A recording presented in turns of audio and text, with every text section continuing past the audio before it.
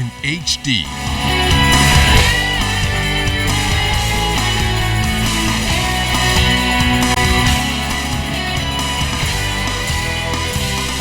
ZNS Network presents The Bahamas Tonight.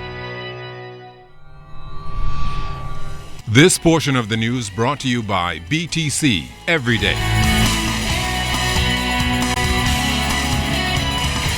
Another scabies scare at a public school. Good evening, everyone. I'm Karissma Robinson. And I'm Clint Watson. As health officials work to prevent the spread of the contagious skin infection, authorities are looking into a case at the T.A. Thompson Junior High School. This comes after another public school was shut down for cleaning after a number of cases were confirmed at that campus. Yes, LeDaunne Davis sat down with the Director of Education and President of the Bahamas Union of Teachers on the issue.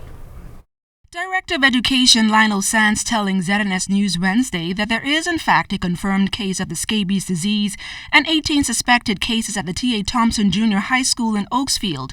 Director Sands maintains health officials are doing all they can to ensure that the contagious disease is not passed on to other students. Summoned the professionals from the Public Hospitals Authority to go to the school and to make a check and to see how best we might be able to treat that particular student.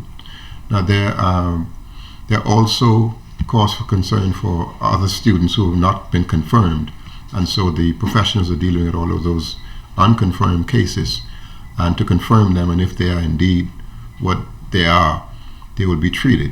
Now, we would do the same thing that we have done at D.W. Davis, where we ensure that the kids who are infected, they're treated, and then we ensure that the school is sanitized and washed down inside and outside. Meanwhile, Mr. Sands also confirmed that both cases may have stemmed from the same household. It was reported to me from the head nurse who was spearheading this whole process is that there is a sibling at T.A. Thompson School, a sibling to a student who was infected at D.W. Davis, and so we're now seeing that this may be something that is coming from a community rather than from the school itself.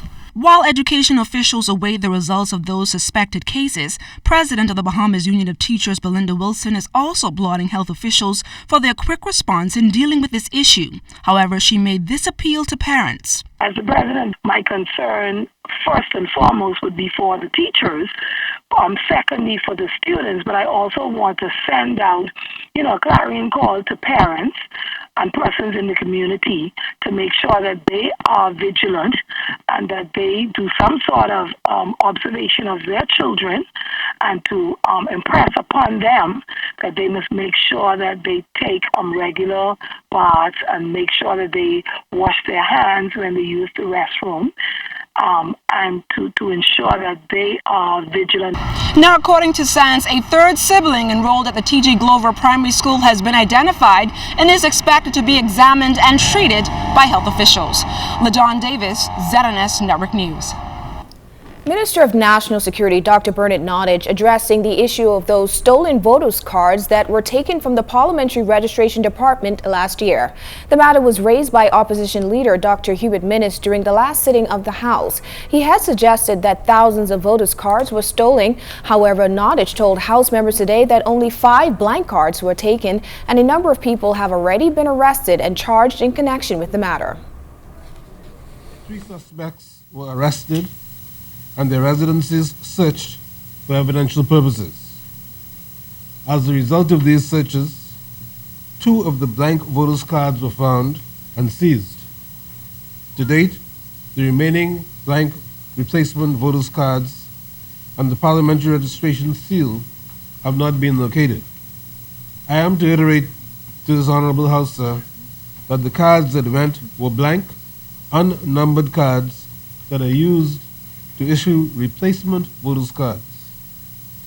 I am to point out that falsified cards cannot be used in elections or referenda, as the name of the bearer will not be listed on the official register.